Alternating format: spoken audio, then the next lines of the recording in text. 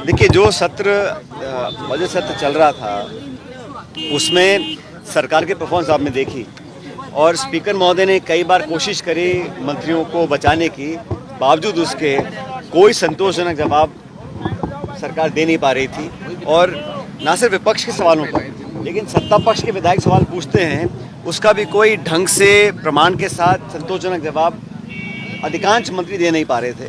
सरकार की तैयारी नहीं थी और साल भर से जो दावे किए थे, घोषणाएं की थी, आश्वासन दिए थे, उनको धरातल पर कारगर तरीके से उतार नहीं पाई सरकार।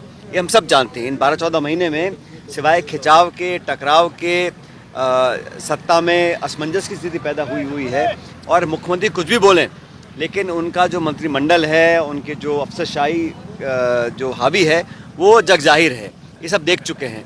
इसलिए हम लोग तो लगातार सरकार से जवाब मांगेंगे।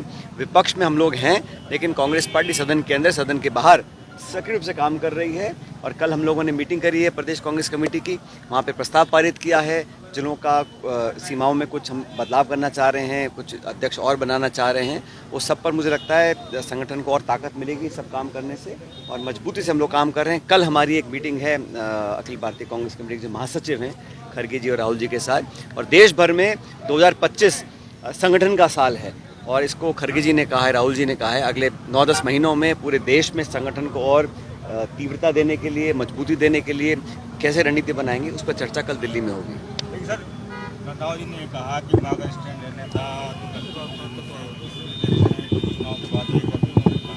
तो इसका तो जो उन्होंने कहा है उसका जवाब उनसे मांगिए ना, आप उन्होंने क्या कहा क्या नहीं कहा। हम तो कल सब मीटिंग में आए थे और हम लोगों ने कई घंटे मीटिंग चली और बहुत सार्थक मीटिंग हुई। खुले वातावरण में बहुत सी चीज़ों पर चर्चा हुई और अब तक जो सरकार का कार्यकाल रहा उसकी समीक्षा हम लोगों ने करी। सदन के अंदर हम लोगों ने जो रणनीति अपनाई उस पर चर्चा करी और आने वाले समय में संगठन को, ब्लॉक को, मंडल को, जिलों को, पदाधिकारियों को कैसे सक्रिय करना है, कार्यकर्ताओं को जोड़ना है।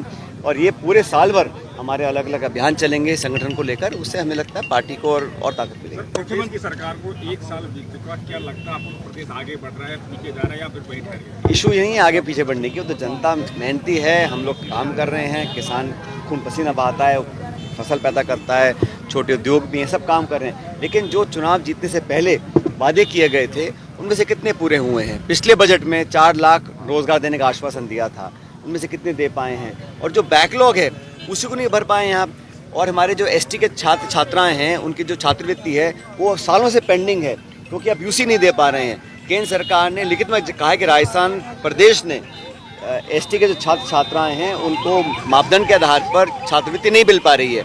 तो ये तो नाइंसाफ़ी है। बच्चों को आप वंचित रख रहे हो छात्रवृत्ति से, क्योंकि आपकी नाकामियां हैं। ये सब जनता जानती है और जो बड़े बड़े इन्होंने दावे किए थे वो सब पर लगातार सरकार फेल हो रही है। लेकिन सर, बद्रीनाथ शर्मा ने अपना सदन में नाराज फूफा का भी जिक्र किया गया। क्या किया? नाराज फूफा इसका जिक्र किया। अरे देखो, भाषण में व्यंग कसना अलग होता है, लेकिन तथ्यों के आधार पर, आंकड़ों के आधार पर, वास्तविकता के आधार पर सरकार ने क्या किया है, गोलमोल भाषण देना, टीका टिप्पणी करना, वो एक अलग विषय है। लेकिन सरकार की जिम्मेदार तरीके से जो जवाबदेही होती है उसको सरकार उसको पूरा नहीं कर पा रही है।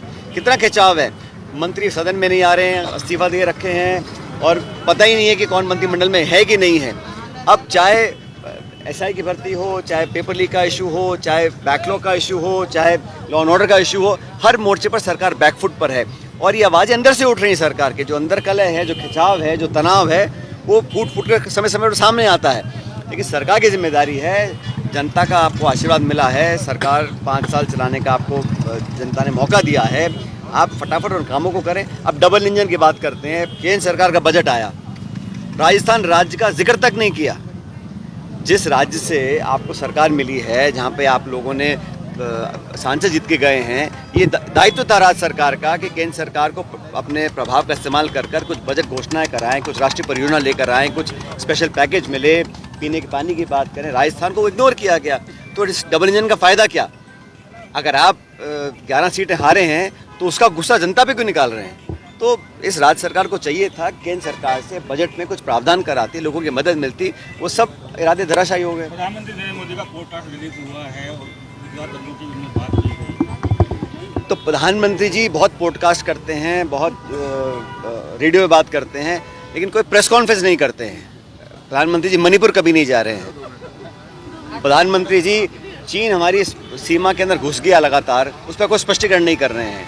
अमेरिका हम पे टैरिफ लगा रहा है, हमारे किसान, हमारे उत्पादक, हमारे जो गरीब जो देशवासी हैं उन पर वो टैरिफ लगाना चाह रहा है। आप दोस्ती की बात करें, अच्छी बात है, लेकिन भारत के आर्थिक हितों की रक्षा आपको करनी पड़ेगी। भारत का एक बहुत बड़ा देश है, वहाँ पर अगर आप ज़बरदस्ती हम लोगों को अमेरिका से हमको अगर दुर्भावना का सामना करना पड़ेगा, उसका जिम्मेदार भी कोई ना कोई तो होगा ना। आगामी विधान के चुनाव भी हैं। हमारी यात्रा निकली है आज से 16 तारीख से, कल से, और हम लोग पूरी तैयारी में हैं। हमारा गठबंधन मजबूत है और वहाँ पर नीतीश जी की सरकार ने जो बार बार पलटी मारी है उसको जनता देख चुकी है। आने वाला समय कांग्रेस और आरजेडी अलायंस के साथ हम लोग वहाँ सरकार बनाएंगे।